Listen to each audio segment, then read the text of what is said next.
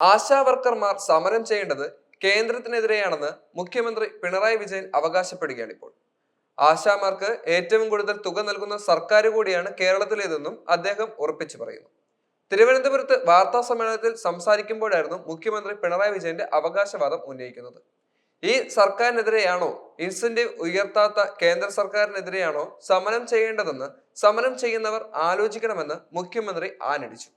5 തവണ സർക്കാർ ചർച്ച നടത്തിയെന്നും അവർ ഉന്നയിച്ച ആവശ്യങ്ങളിൽ നടപ്പാക്കാൻ പറ്റുന്ന കാര്യങ്ങൾ പലതും സർക്കാർ നടപ്പാക്കിയിട്ടുണ്ടെന്നും മുഖ്യമന്ത്രി കൂട്ടിച്ചേർക്കുകയും ചെയ്തു.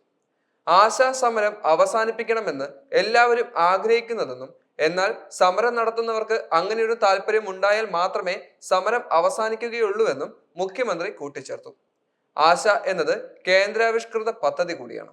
ഇവരെ കേന്ദ്ര സർക്കാർ ഒരു തൊഴിലാളി വിഭാഗമായി അംഗീകരിച്ചിട്ടില്ല.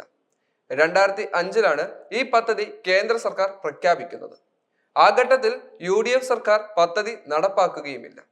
2006 LDF സർക്കാർ അധികാരത്തിൽ വന്നതിന് ശേഷമാണ് പദ്ധതി കേരളത്തിൽ നടപ്പാകുന്നത്. കേന്ദ്ര സർക്കാർ ഇത് പ്രഖ്യാപിക്കുമ്പോഴുണ്ടായ ഇൻസെന്റീവ് തന്നെയാണ് ഇപ്പോഴും നൽകി വരുന്നത്. മുഖ്യമന്ത്രി പറഞ്ഞു. രാജ്യത്ത് ആശാമാർക്ക് മികച്ച ഓണേറ്റോറിയം നൽകുന്ന സംസ്ഥാനം കൂടിയാണ് കേരളം. 2016 LDF സർക്കാർ അധികാരത്തിൽ വരുമ്പോൾ 1000 രൂപ മാത്രമാണ് ഓണറ്റേറിയമായി നിശ്ചയിച്ചിരുന്നത്. 2016 മുതൽ ഇതുവരെ LDF സർക്കാർ 6000 രൂപയുടെ വർധനവാണ് ഓണറ്റേറിയത്തിൽ ആശാമാർക്ക് നൽകിക്കൊണ്ടിരിക്കുന്നത്. ആശാമാർക്ക് ഏറ്റവും കൂടുതൽ തുക നൽകുന്ന സർക്കാർ കൂടിയാണ് കേരളത്തിലേത്. ആ സർക്കാരിനെതിരെയാണോ, ഇൻസെന്റീവ് ഉയർത്താത്ത കേന്ദ്ര സർക്കാരിനെതിരെയാണോ സമരം ചെയ്യേണ്ടത്? ഇത് സമരം ചെയ്യുന്നവർ ആലോചിക്കേണ്ട കാര്യമാണെന്നും മുഖ്യമന്ത്രി കൂട്ടിച്ചേർത്തു.